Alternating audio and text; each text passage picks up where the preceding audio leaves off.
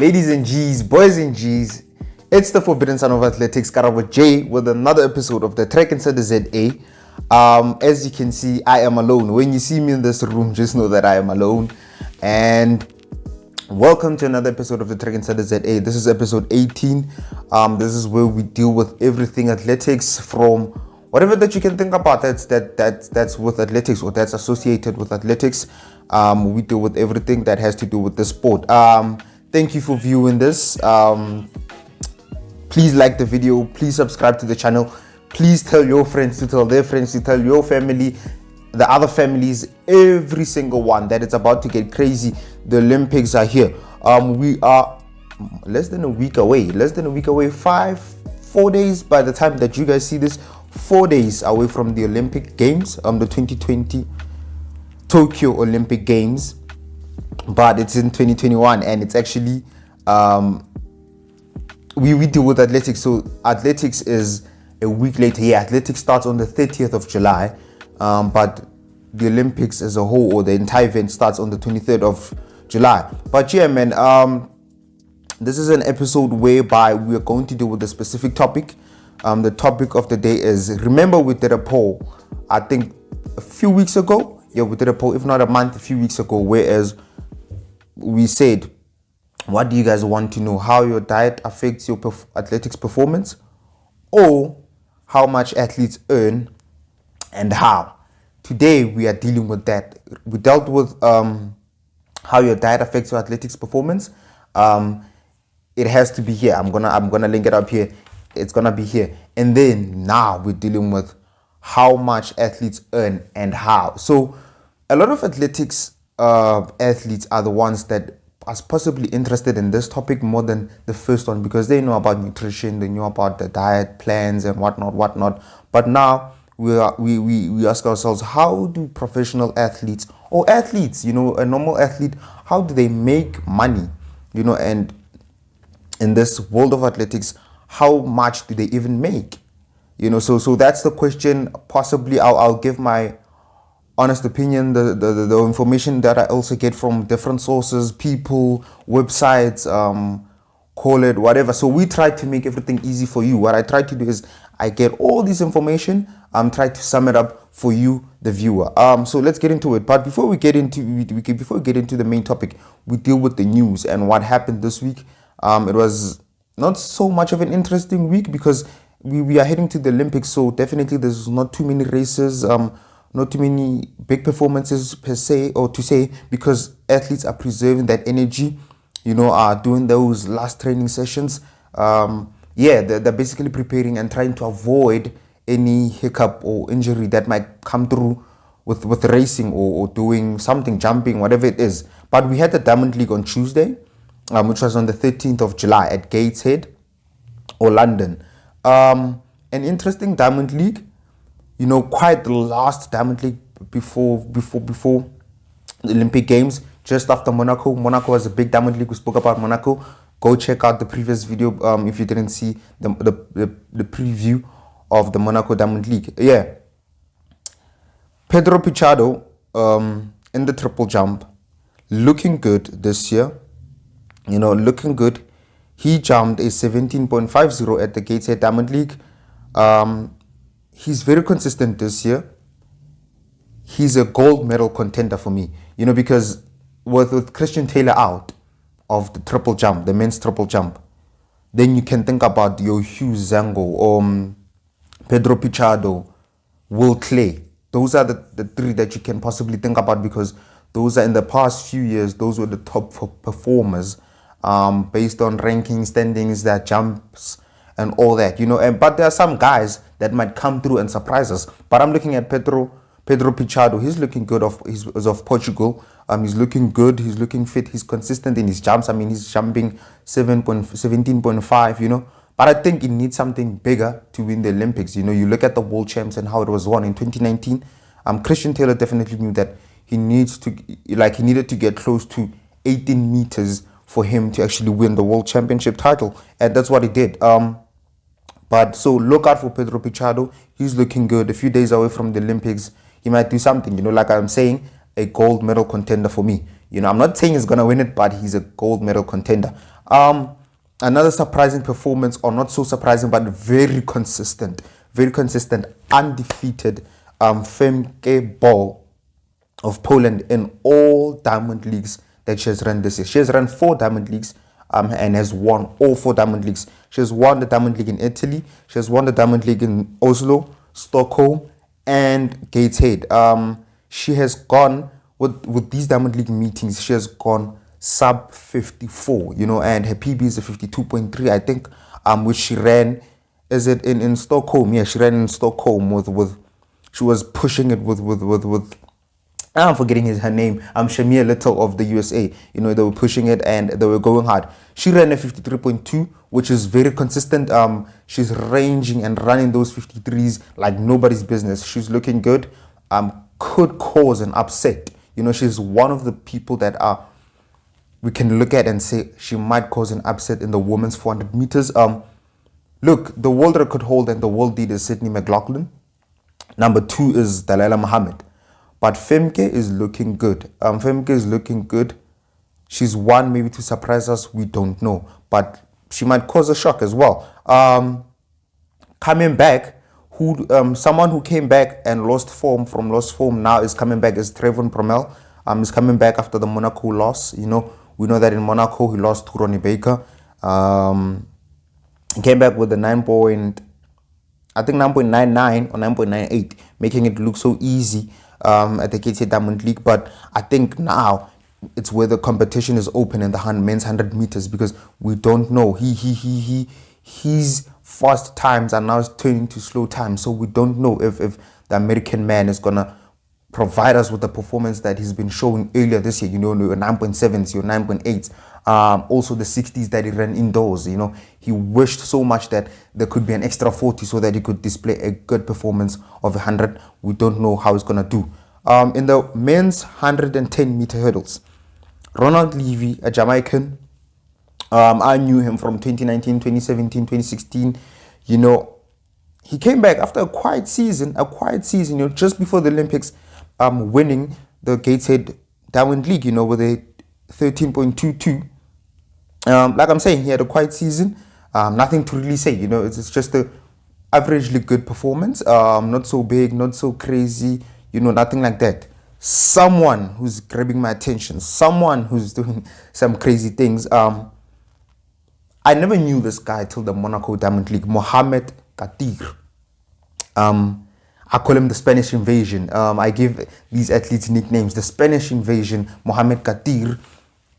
He's taking care of proceedings in every race that he runs. He took care of proceedings in Gateshead, definitely in the 3,000 meters. The men's 3,000 meters. He won it with a 7:27.64, which is a new meeting record. A very interesting one to look out for. He runs the 1,500 meters. I saw him first time at the Diamond League in Monaco.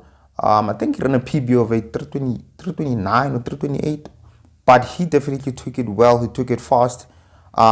He's looking good. The Spanish Invasion is looking good. He's going to invade the athletes if he keeps up with these performances. By the way, we're looking for consistency. If you are going to be consistent from the qualifying rounds to the finals, then definitely you are going to do something beautiful and big for your country, for yourself, and for whoever believes in you. And I believe that if he's consistent, he's going to do well. The Spanish Invasion, watch out for him. Next, the women's pole vault, Cindy Morris, after not so good 2 years.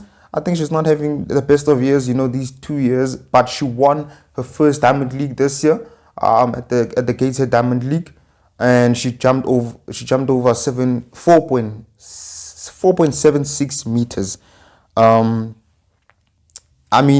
Look, Katie Najat, Sidorova of Russia, I hope I'm right with the surname, but she's now a neutral athlete, are looking better than this.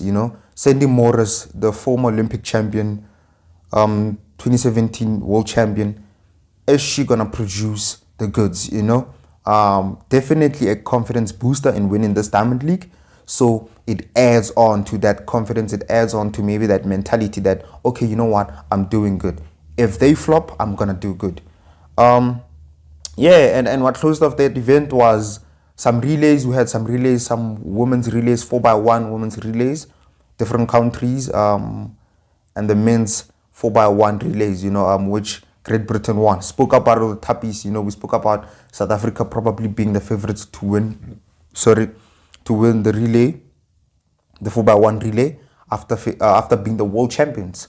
But Great Britain, they always give a good performance, and they always have a good team. Like I said, there's no need for them to have 4 sub-10 runners, but they definitely need to have runners who are going to equally provide a sort of equivalent performance, because just get the baton around at quick speed, efficiently, fastly, swiftly. That's all that you need to do, and you're gonna win. And they won that meeting. It's sort of an exhibition race, just to see where the relay teams are, and some teams were there as well. So they set a world lead. Yeah, they set a world lead. I'm not sure about the specific time. Gateshead Diamond League done. In other news in track and field or in athletics, Tara Davis and Hunter Woodhull, which are a famous American athletics couple, they have a YouTube channel, they have this huge social media following. They just came out of the NCAA system. Hunter came out of it last year. Tara's coming out of it this year, just from the University of Texas, the other one from the University of Arkansas. And now they've turned pro together, and they've partnered with Champion, which is an American sports company. So I don't know if this partnership is sponsorship deal or what, that is not confirmed. But what definitely I'm sure of is there's definitely some sort of partnership between them and Champion Sports, or Champion, which is the sports brand. And then what else? Possibly amazing news. These are good news. Wade van Niekerk, he made it public, so I guess it's public now. Wade van Niekerk is having a baby boy. Congratulations to him. Congratulations to the 400 meters Olympic champion. Hopefully he can win that Olympic title again. He's not looking like he's gonna win yet, but hopefully he's gonna win it. And it's gonna be a beautiful one, maybe a gift for the baby. Well done, congratulations, all the best, with you and your wife and your new endeavor in training in the US. We wish him well. And then there's this stupid rumor going around about Usain Bolt coming back, or coming out of retirement to save Jamaican athletics. I don't like this rumor, but at the same time, when you look at Jamaican athletics right now, or Jamaican sprinting and male sprinting, not females. Females are doing well, male sprinting. They're not really popping. They're not really in the public eye. They're not really like running fast times. I know Johan Blake ran a sub-10 a few days ago, or a week ago in the US. But how many people are running sub-10s? He's not really running a time that can shock us. But with his experience and with what he has done in the past to show that BMT type of performance, he's definitely one to not dismiss. So it's just a rumor, it's just a joke. Usain Bolt is not coming out of retirement. I think even if he did, man, these guys are good, but his age now is probably will catch up with him. He's gonna have some hiccups, some injuries and all that. But talking about age, there's something interesting that we are about to document in South Africa, and I'm gonna be the first person to do that. When we talk about age, it's interesting. It's something that me and my coach are trying to do, but you guys will find out soon. Content will be coming out soon on that. The last part of the news. Youngster Oliver Dustin, 18-year-old Oliver Dustin, he ran the UK trials. He qualified, but he was under investigation. I think his test sample was contaminated with cocaine. Therefore, he was under investigation and all that. And then now, he was cleared of those allegations, or those story, whatever that it is that they came out with, that his sample is contaminated with cocaine or has cocaine, you know. So now he's been cleared. He's gonna compete at the Olympics. The youngster's going to the Olympics in the 800 meters. You know, he's the guy that had a fast finish in the 800. He ran a 144 earlier this year, being a world leader at some point. But now he's cleared. He's going to the Olympics. Good luck to him. Trust me to comment on this. I would have said something, but I don't know too much on it. So I'd rather not. You know, I don't know too much on it. I don't know what happened. I don't know about it personally, and you know, and all that. So I cannot comment really on it. So all I know is he's been cleared. Good luck. Big news that came out. This is the last. I knew I said the last, but this is the last one. Big news. Timothy Cheruiyot of Kenya is going to the Olympics. I think Kenya saw that. Like I've always said, you know, the IOC invites some athletes and opens up sort of a gap for maybe the world leaders or the top 20, or based on world rankings. You know, they invite you and they say you can come to the Olympics, and then the federation decides, your local federation. So Kenyan athletics decided that, you know what, he's the best 1500 meter athlete in the world this year. Rather let him go to the Olympics. You know, let him not miss the chance to go to the Olympics. I mean, we don't know if it could be his last Olympics or what, you know. And he's the world champion in the 1500 meters from the 2019 Doha World Champs. Now he's going into the Olympics as a world leader. So all the best for him. I'm proud of Kenyan athletics for taking this decision. We want more federations to take such decisions, you know. Well done. Let's get into the main topic now. The main topic of the day. Which is how much and how do athletes earn. This is a process that possibly is better explained by going pro. You know, going pro is when an athlete signs to a shoe company, a label, or a sports company. But before they do that, athletes, I'm now talking about this is the first step, which is transitioning to being a pro athlete. Athletes usually get signed to an agency or get an agent or a management group. So you can either be in a management group, an agency, or have an agent. So what happens is, let's say you're in college or university, and you are running good times, or even high school athletes, you are running good times, times that are really fast, you know, and times that are promising, you look promising. An agent approaches you. Let's say me, for instance, I'm a manager. I approach you and I say, whoever you are, please join my agency and become one of us. I'm a good agent. I'm a good manager.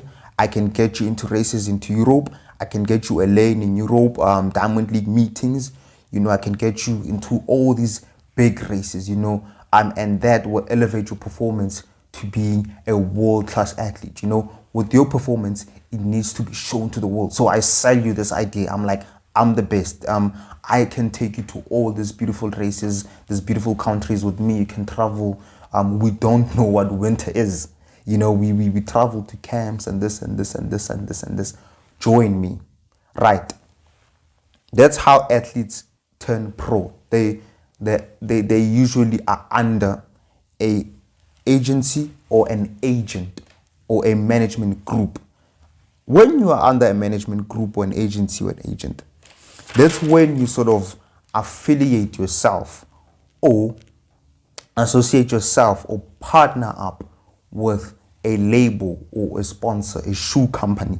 So it can go both ways, by the way. It can go both ways. You can either sign straight with the label, you know, with the company, sign straight with the sports company, or sign first with the agency, you know. So you can sign with Nike, for example, and then you get an agent while you're in Nike. Maybe somebody in Nike refers to that. No, look, we have some few agents that we work with, people that are good. This is who you can work with, you know, and therefore that person works with you moving forward as your agent or manager. But I was talking about a different route now. So then you sign let's say you signed with an agency right now. I'm back to the first one. Let me not confuse you, please. An agent or manager links you up with a company or a sports apparel company like Nike, Adidas, or Puma. They link you up with that. You sign your contract with them. Those contracts, guys, number one, you sign an NDA, which is a non-disclosure agreement. And this is one of the reasons why this topic is not well known in the world of athletics. The fees of how much people earn, how much the signing deals are, or whatever the deal is, or how much the figures are, is really unknown because of such things. The NDA, the non-disclosure agreement, which is really something. It makes sense, but at the same time, I asked myself a lot of questions. I was like, what if you're getting the money which you are not really of value of? Meaning, let's say I'm of high value, but the deal I'm signing is not equivalent to, or is not equal to the value that I have, So we would never know such things in athletics, And I said to Thappies a while ago, we were just having a conversation. I said, we don't know if a male Olympic champion and a female Olympic champion are earning around about the same amount of money, because we don't have these figures that are publicly out there. So athletics is really a closed world when discussing this, but some athletes do come out. Some information somehow gets leaked, So they sign NDAs with these shoe companies, with these labels, right? After signing these NDAs, if you break that NDA, obviously that non-disclosure agreement, and you share the information about your contract, the label or the company can sue you, can cancel the contract, can breach it, and do all sorts of things that are possibly in the clauses, of the contract, that if you breach this this contract, if you breach this non-disclosure agreement, we will do 1, 2, 3. So the contracts, getting into the contracts, some contracts have a signing fee, from what I understand. They have a signing fee. Usually athletics contracts are 4 years, because they are looking at the Olympic cycle. And I got some of the information from a website where it says most of the contracts ended last year in 2020. So some athletes contracts ended last year in 2020, and some of them had to extend for 1 year with the company to keep them there for the Olympic year. So therefore, they're going to look at what you have done this year and whatnot. And in this 4-year contract, for example, there might be this. Number one, the amount of money you get for signing the contract. Number two, the amount of money you get per year. This depends on your value as an athlete, possibly on your performances, on your rankings, on your titles, all of that. That's value as an athlete. So they look at that. How much can they give you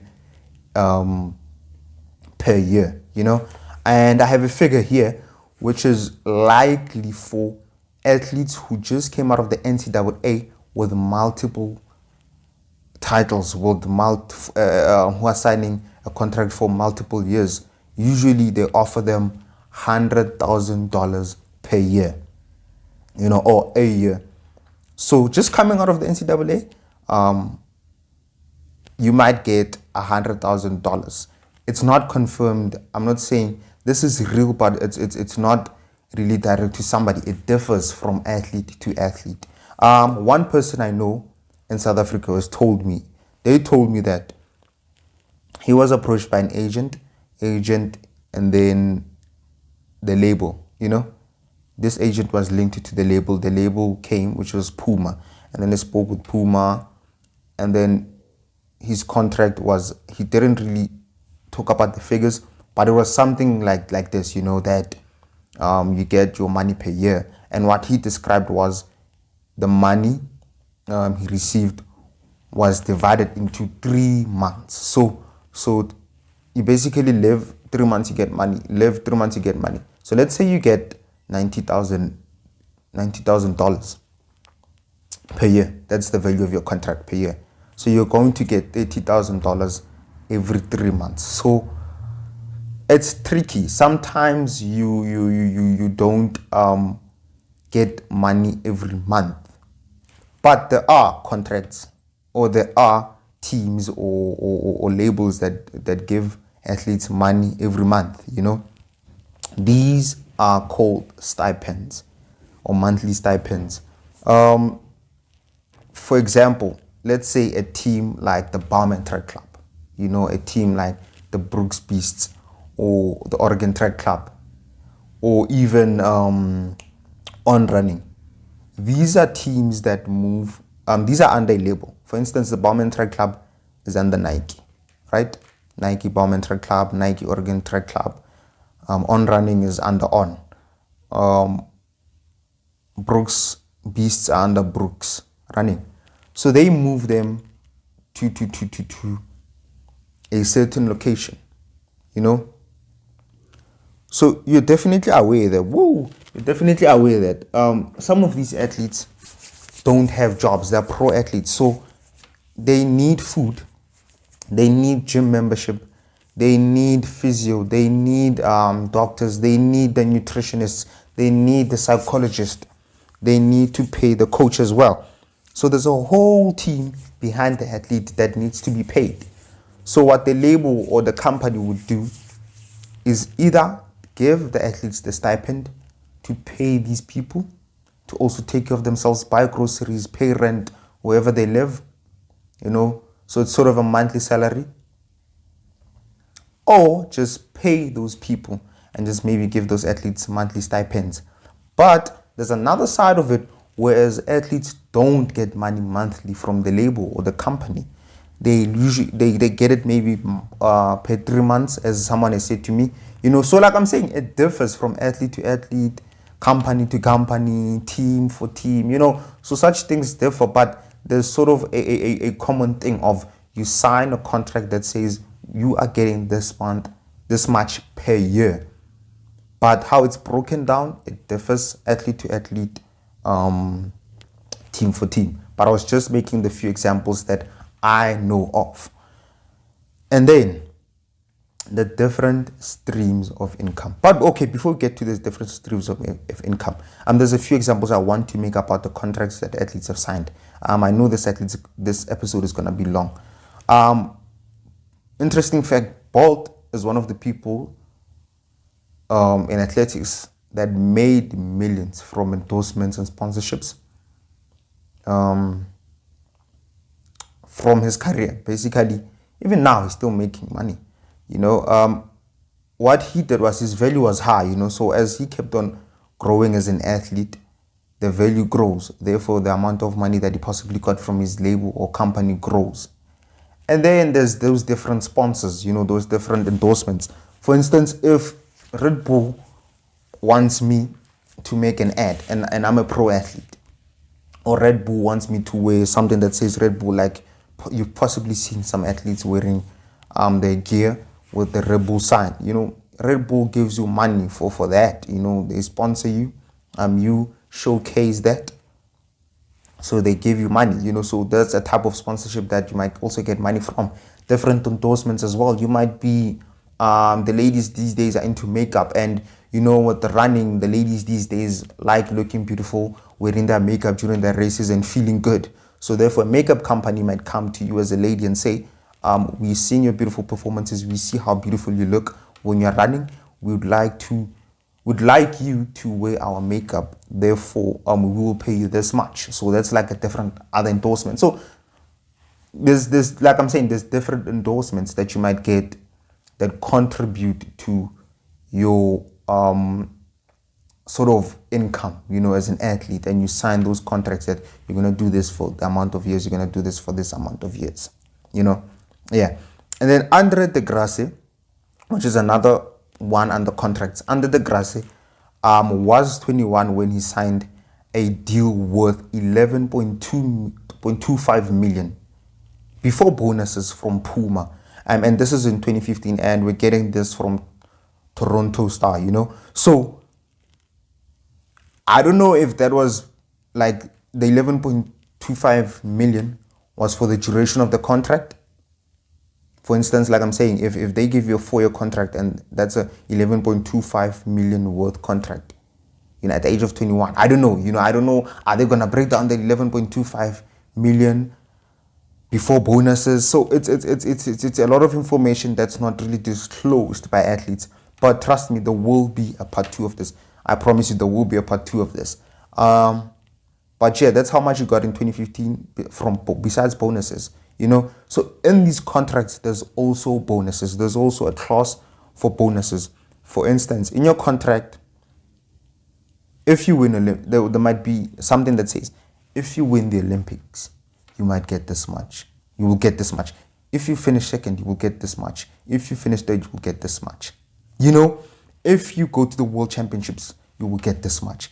If you are your national champion, you will get this much. If you do this, if you are Diamond League winner, you will get this much. So there's also that in the contracts, besides those are the bonuses of the contracts, the bonuses of the contracts that you might sign with different labels or different companies that will motivate you to perform better, to perform at a higher level. And remember, guys, the benefit that these labels or companies are gaining is, if I'm signed to Puma and I'm running fast like Caster Semenya, you're definitely seeing Puma leading and winning races. A part of him is Puma. You see Puma that, Puma spikes on this, this and this and this and this. Nike runners now are running with carbon plated or carbon fiber shoes and all that. It's all beautiful. It's all exciting, the innovative technology. You are interested in that as the buyer outside of the athletics world. You're like, okay, as a runner, I want those shoes. And because those shoes make Eliud Kipchoge run us up to marathon, make whoever, those spikes, those this, those that, and this and that, So all that becomes interesting. And that's the maybe the outcome of the company or the brand it gets, that's the outcome it gets. Going into the different streams of income, I want to make this fast. There might be local races. This is how now they earn. This is how athletes earn. There might be local races. Local races, I'm talking about local 10Ks, local 21Ks, which local distance runners will run. For instance, in your country, you can run the 21Ks, 10Ks. These are usually, those amount of monies that you can survive a month with. You can buy the important stuff and all that. That can make you last for a month. Do some certain things and be able to live.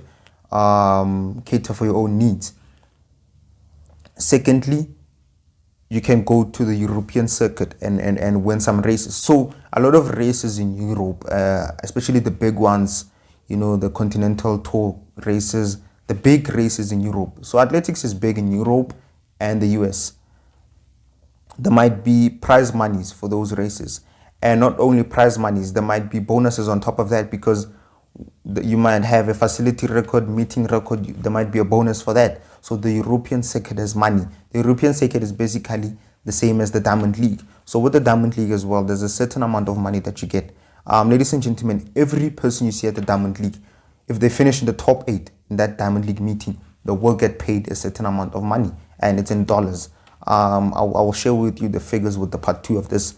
Diamond League has money, top 8 gets money. So the number 1 will get more money than the number 8, And there's also bonuses on top of that. If there's a meeting record, if there's a Diamond League record, if, there's a world lead, I think there's some type of bonuses that you get. Stadium record, there's incentives that you get as well.